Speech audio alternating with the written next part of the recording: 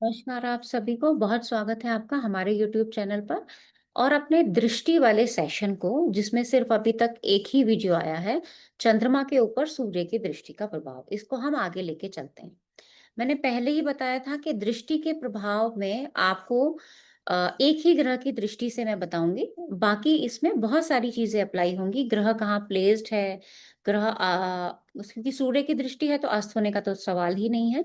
बाकी किन ग्रहों की दृष्टि आ रही है, किस राशि में है, उसके अकॉर्डिंग इम्पैक्ट बिल्कुल चेंज हो जाएगा। तो यहाँ एक ग्रह के प्रिडिक्शन से आप जितना सीख सकते हैं वो सीखें। उसके अलावा थोड़ा अपने बुद्धि विवेक का इस्तेमाल करके और बाकी ग्रहों से तालमेल बिठा के ही हमें पूरा रिजल्ट बताना, क्योंकि ये बताना जरूरी होता है। अदरवाइज फिर आप लोगों को एक शंका भी हो जाती है मन में, या कमेंट्स में भी आता है कि मेरे चार्ट में तो ऐसा नहीं है। तो मैं पहले ही बता देना चाहती हूँ कि मैं किसी पर्टिकुलर के चार्ट की बात नहीं कर रही हूँ। मैं एक एक ग्रह को पढ़ा रही हूँ, और एक एक ग्रह को कंबाइंड करके रिजल्ट लेना, वो आप एक चार्ट से ही समझ सकते हैं। तो ये थोड़ा सा हमें विवेक का इस्तेमाल करना पड़ेगा, तभी हम अच्छे से कोई भी निर्णय ले पाएंगे। तो आज हम बात करेंगे मंगल की। मंगल के ऊपर जब सूर्य की दृष्टि प्रभाव होगा तो उसका क्या क्या इम्पैक्ट होगा। क्योंकि जनरली जब हम पढ़ते हैं चार्ट को तो हम क्या बोलते हैं, यहाँ मंगल प्लेस्ड है, मंगल के ऊपर सूर्य की दृष्टि, और ये अशुभ ग्रह की दृष्टि अशुभ होती है। इतना बोल के हम साइलेंट हो जाते हैं। अशुभ ग्रह की दृष्टि अशुभ, तो मैं क्या बोलूं, है ना।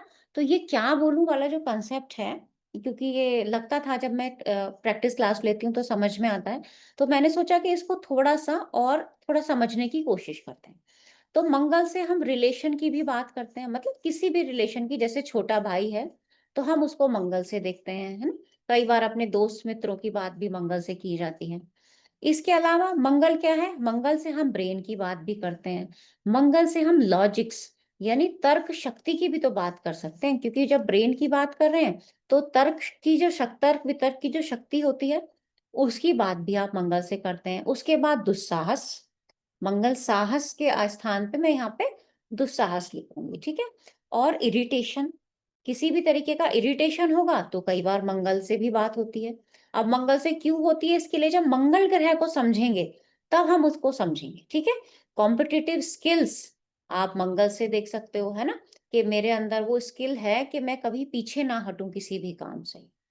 और उत्साह यानी एडवेंचर, एडवेंचर भी आप मंगल से देख सकते हैं, ठीक है। इसके अलावा संघर्ष, क्यों संघर्ष मैंने बोला, क्योंकि पत्रिका में छठे भाव के कारक कौन होते हैं, मंगल होते हैं। तो संघर्षों से सामना करना, ये भी कौन बताता है, ये भी मंगल बता सकता है। और उदारता, मंगल को उदारता के लिए भी तो जाना जाता है, तो मंगल से उदारता की भी बात हो सकती है, ठीक है। तो हमने कुछ कुछ पॉइंट लिए, सारे पॉइंट्स तो मैंने नहीं लिए। जिद्दी है, स्टबन भी हो सकता है, थोड़ा बोलने में भी थोड़ा सा, कई बार पिंचिंग वॉइस या जोर से बोल जाना, ये सब प्रभाव मैं दृष्टि में बताती चलूंगी।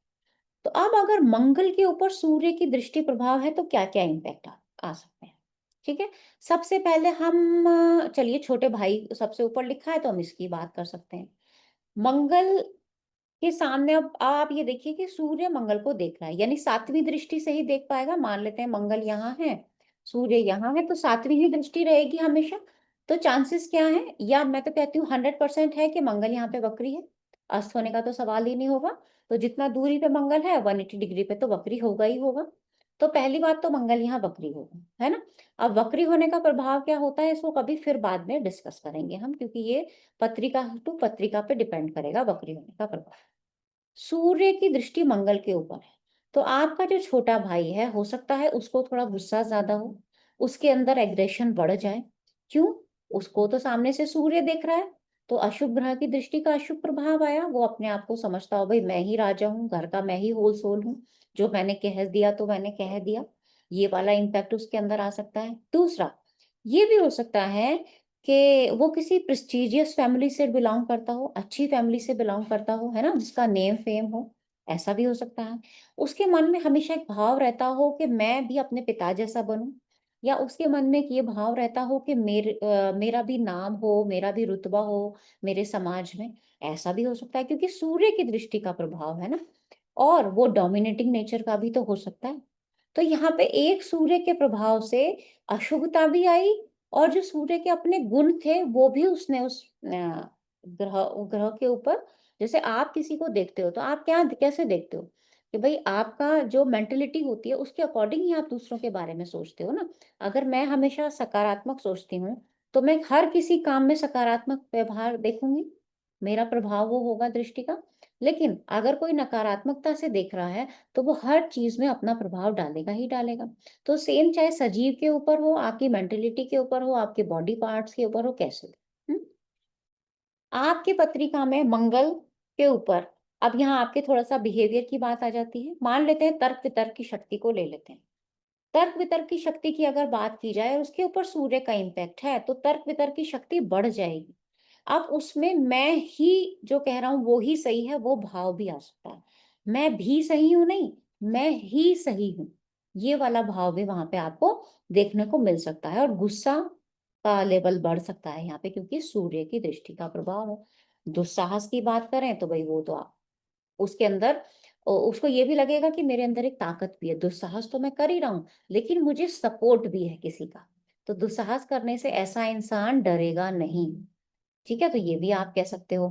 इसके अलावा ये ब्रेन की बात हो रही है तो भई सर दर्द की समस्या भी हो सकती है, माइग्रेन की समस्या भी हो सकती है, या ज़रूरत से ज़्यादा सोचना, ज़रूरत से ज़्यादा थिंकिंग पैटर्न भी बढ़ जाता है, क्योंकि मंगल जब वक्री होगा ना, तो वो थिंकिंग पैटर्न को भी बढ़ा सकता है। एंग्ज़ायटी, आप अपने ब्रेन का ज़्यादा से ज़्यादा उपयोग कर रहे हो, तो आपके अंदर एक एंग्ज़ायटी वाली फीलिंग भी यहाँ पे आ सकती है। आपके काम करने की चाहत बढ़ सकती है, क्योंकि यहाँ से हम एडवेंचर की बात कर रहे हैं और आपके फिजिकल और मेंटल स्टेबिलिटी की, या आप ये कह सकते हो कि एक ऊर्जा शक्ति की बात कर रहे हैं, है ना?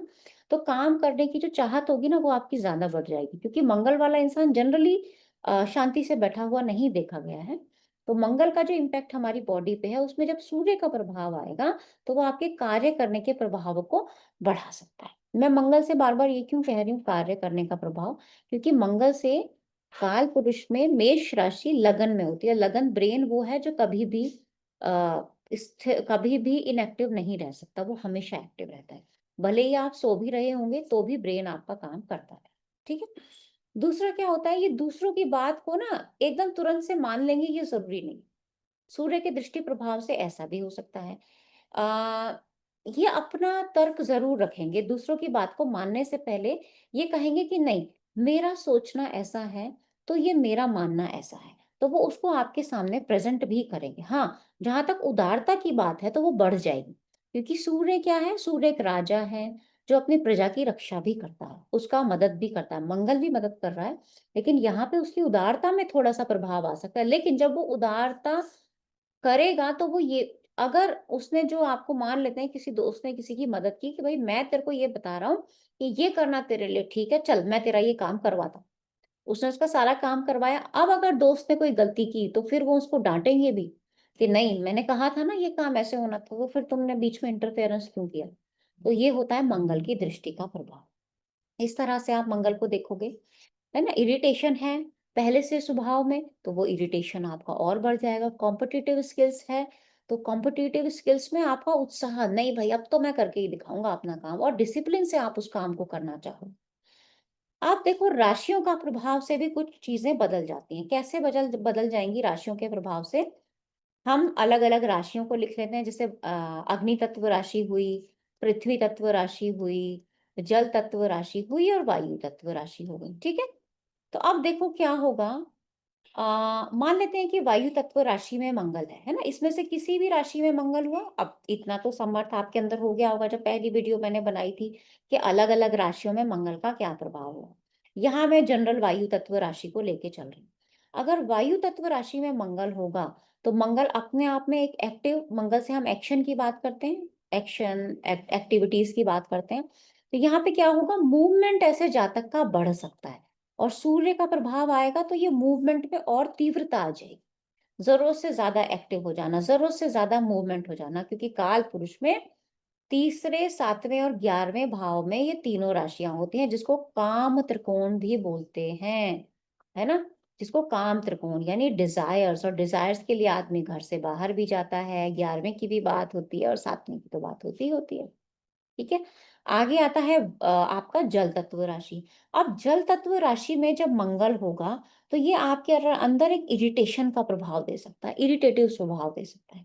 काल पुरुष में देखोगे तो 4, 8, 12 यानी आपका कौन सा त्रिकोण बनेगा? मोक्ष त्रिकोण ये बनेगा। ठीक है? और 4, 8, 12 कहीं पे भी मंगल आप देखो, मंगल आपके 4th हाउस में होगा। मैं यहाँ काल पुरुष पढ़ा रही हूँ, ये बात ध्यान रखना।